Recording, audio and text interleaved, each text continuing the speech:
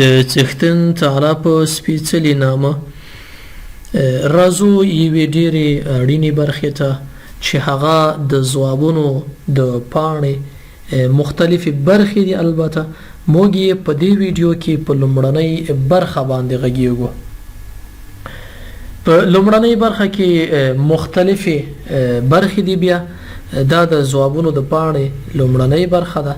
په دې کې بیا مختلفې برخې دي چې په هرې برخې باندې په مفصل شکل سره غږیږو او اړینه برخه ده. د ځوابونو ورقې ټولې برخې اړینې دي. نو پر همدې پار له تاسې غوښتنه کوم چې یو څه د پاملرنې سره ورته متوجه اوسئ. دوهمه دا ده چې تېرې ویډیوګانې مو یو څه په چټکتیا سره ثبت کړلې، هلته دومره مهمه نه وه.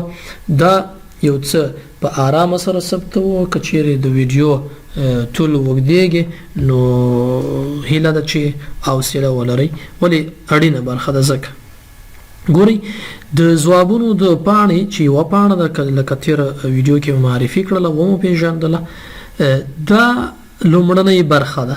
په دې لومړنۍ برخه کې ستاسې شهرت دی، هویت دی، پېژندنه مو ده او همدارنګه نورې برخې پکې دي چې لومړۍ برخه هغه ستاسې انځور دی. هغه انځور چې تاسې د نوم لیکنې پر وخت ورکړی دی هغه به ستاسې د کانکور د کارت پر مخ هم وي او ستاسې د ځوابونو کله چې د ځوابونو ورقه راواخلي په لومړۍ برخه کې یا پورته برخه کې هلته ستاسې انځور دی. دې ته مو پام وي چې دا انځور باید ستاسې وي. ډېری وخت دغه انځور غلطیږي، نو د بل چا وي هغې ته باید پام وکړئ. انځور باید ستاسې وي ځکه دا بایومیټریک هم چې کنټرولېږي او مهاریږي او همدارنګه استادان یې هم مهاروي. نو انځور ته متوجه اوسئ چې ستاسې انځور وي.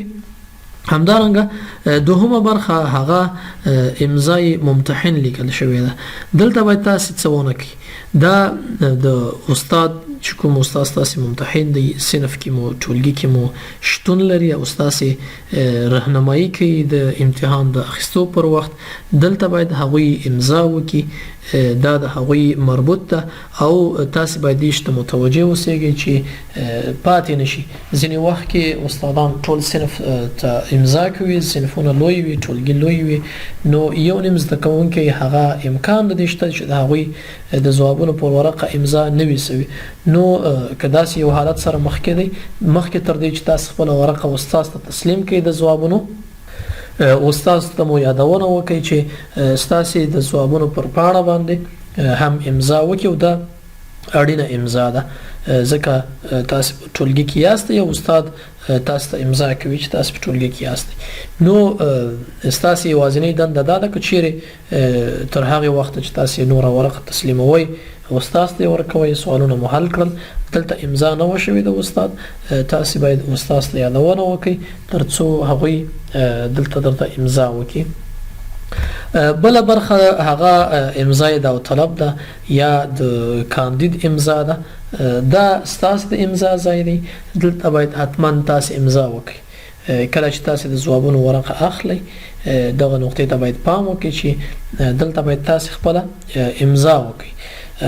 دغه امضا باید په داسې شکل باندې وي چې له دغې څلورخانه‌یي ځای چې وینئ، دا څلورخانې ته متوجه یاستئ، له دې څخه باید ستاسې امضا ونه وځي. زموږ بعضې زده کوونکي پام نه کوي، متوجه کېږي نه، یا بیرون امضا کوي یا تر دې لاندې امضا کوي یا دې غاړې ته یا دې غاړې ته. همدغلته په دې څلورخانه‌یي کې باید ستاسې امضا داخل کې وي. امضا باید له دې څخه بیرون ته نه وي او دا امضا هم اړینه ده، باید تاسې امضا وکړئ. بله برخه هغه ستاسې نوم دی، د والد صاحب نوم مو دی، د نیکه نوم مو دی، ټلیفون شمیره مو ده او همدارنګه یو تعهد له تاسې څخه اخیستل کېږي. دغې نقطې ته هم پام وکړئ، باید چې ستاسې نوم وي، ستاسې د والد صاحب نوم وي، د نیکه نوم مو هم ستاسې وي او د ټلیفون شمیره هم. که چیرې ټلیفون شمیره مو غلطه وه له استاد سره مو مشوره وکړئ، کولی شئ خپله شمیره ولیکئ. نو دې نقطې ته باید تاسې متوجه اوسئ.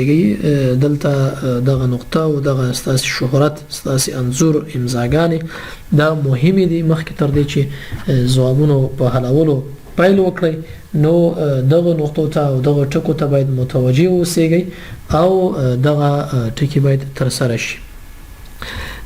مهمه او اړینه نقطه او برخه چې دا هغه دغه برخه ده.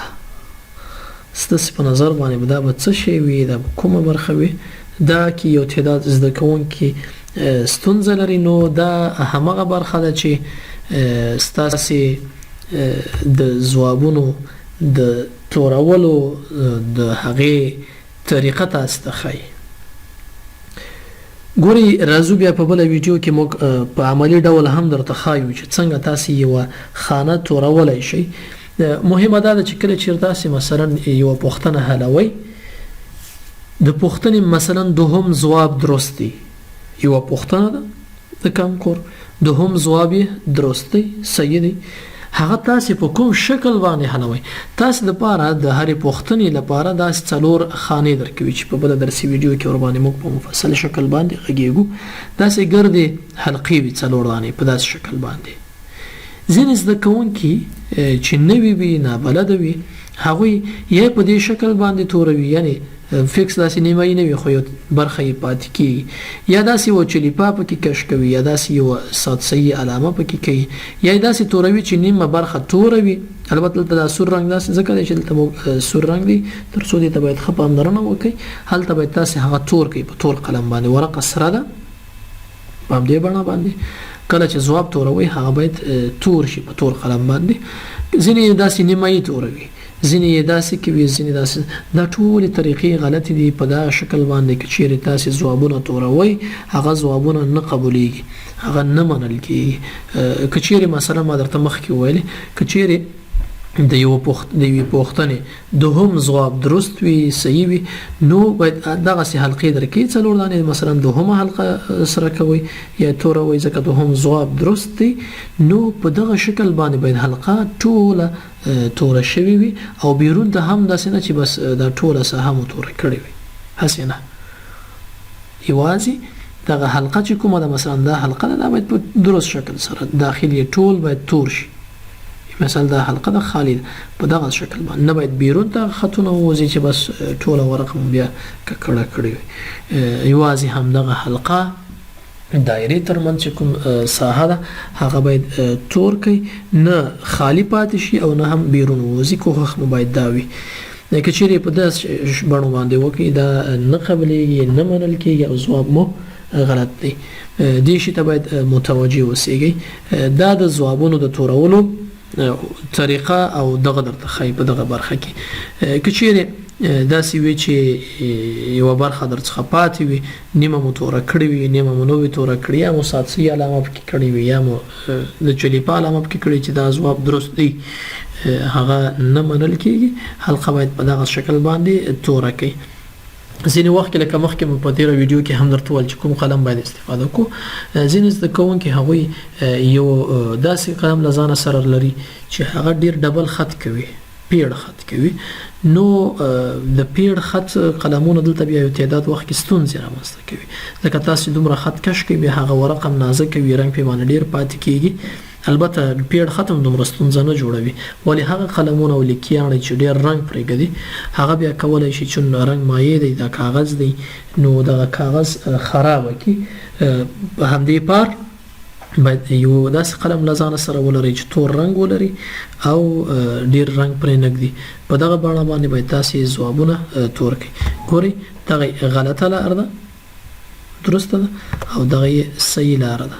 ګوره دغه طریقې ټوله غلطه ده، متوجه یاستئ، او دغه یې صحیح لاره ده چې حلقه باید په دغې بڼه باندې توره شوې وي.